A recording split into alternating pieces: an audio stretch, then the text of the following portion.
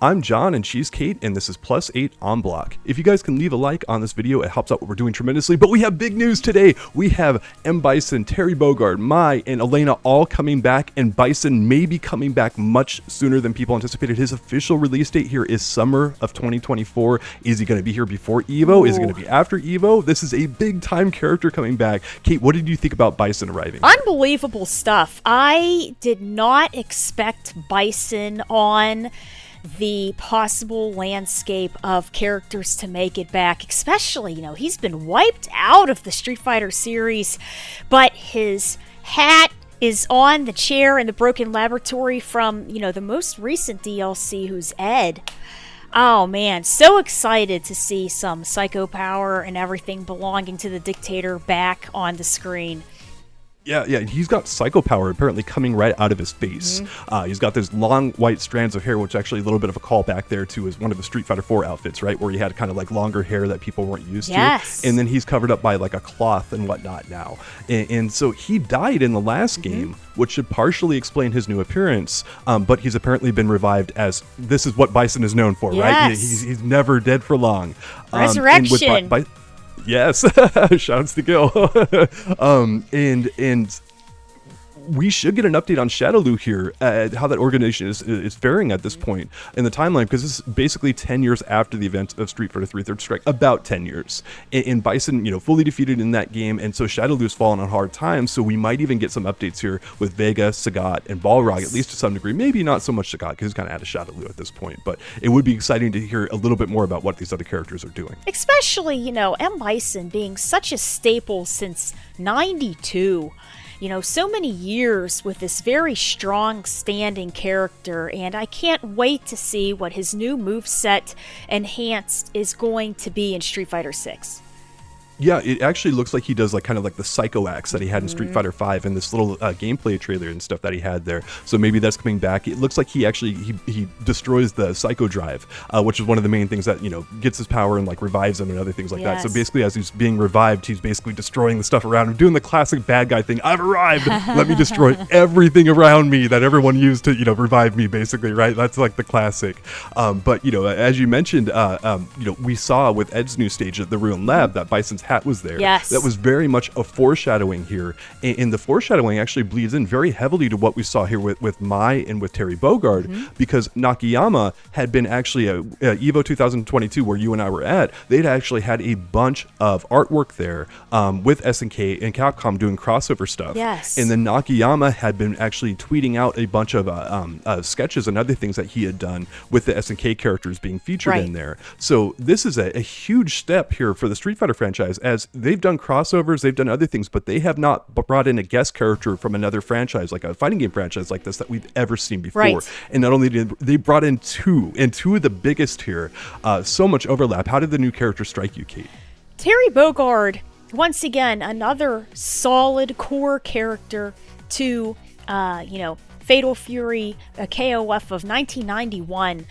Fantastic to see him joining in the Street Fighter franchise and Street Fighter 6 for this version. And of course, Mai, also for Fatal Fury 2 in 1992. I think they brought over some of their best male and female figureheads for SNK. Yeah, as you mentioned, Mai is one of the most popular characters in all of fighting games, very sexy, high sex appeal and stuff with that character. Actually started off as a male ninja character, and then they made her a female character. They're like, let's get some pizzazz in here, and they definitely delivered on that. And then of course Terry Bogard was one of the first three playable characters in Fatal Fury on the Neo Geo, and that was actually directed by Nishiyama, who directed the original Street Fighter game. He went over to SNK, and so the crossover amount, the amount of different things that SNK and Capcom have had over the years is tremendous, and we are finally seeing that brought to life in a mainline Street Fighter game. So some pretty wild stuff there. But on the maybe not so enthused aspect of things, we also saw another character pop up, and maybe the most hated character in the franchise, one of the most hated characters in the franchise, Elena. You know what though, right when we were saying Bison was brought back, it put a bulb in my head, Elena's healing power. And I thought, you know what, that could have a big tie to he's being resurrected, she has the ability to heal, and they may have something going on there with their perspective own powers of each other. Yeah, well, that feeds back into Gil, who can resurrect himself, and then also Urian, who has figured out how to basically reignite living tissue with Necro and with Eleven, and that's all part of the Illuminati secret society research stuff. So maybe Shadaloo's gotten their hands on that kind of stuff. Maybe they're going to tie that in some way, shape, or form, which would be really interesting to see. But going back here to Elena, as you mentioned, she is notorious for that healing move, and she became probably the most hated character in Ultra Street Fighter 4 in the competitive community because of how it was implemented. So how it is implemented here in Street Fighter 6, like if they do something crazy like where she can heal up and like it just takes some drive gauge or something like that, like that would be insanity. And probably would reignite a lot of the hate campaign against her. So I would imagine it's going to be something like one of her supers, like her Super 2 or Super 3, like she can heal up with it. That would be more fair. But Elena pops up here. She's petting a hippopotamus. It sounds like a brief sample of the Beats in My Head song, like of course. And then there's a gigantic moon, which is very much pointing back to the solar eclipse stage in Street Fighter 4. So it's possible that will be Elena's stage when she's released. Yeah, Elena, when they had her come out in '97, Street Fighter 3, the new generation, long-ranging normals, capoeira style fighting, a lot of sweeps and lows, overheads, things like that. When they brought her into Street Fighter 4,